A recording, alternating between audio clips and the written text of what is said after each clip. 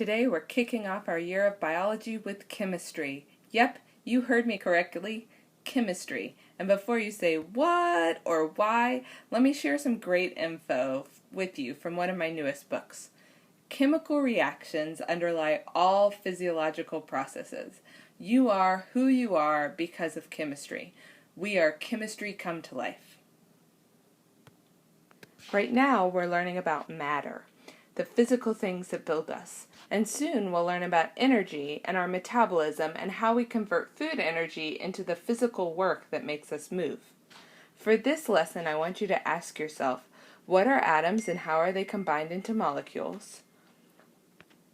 What are three kinds of chemical bonds and what makes them unique?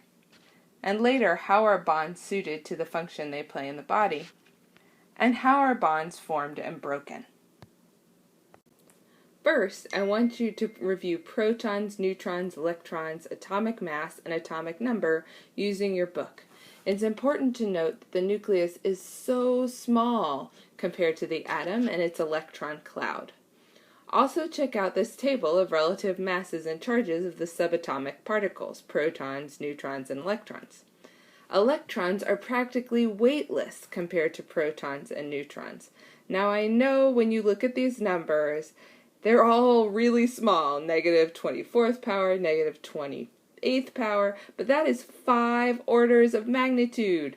That's huge. That's like the difference between a paperclip and a 200-pound person. The orbital nature of electrons really starts to make sense to me when I picture the difference between a paperclip and your average hockey player. I do want to spend a quick second explaining isotopes. An isotope is the same element, so it has the same number of protons, but it's got a different number of neutrons, so it has a different mass number.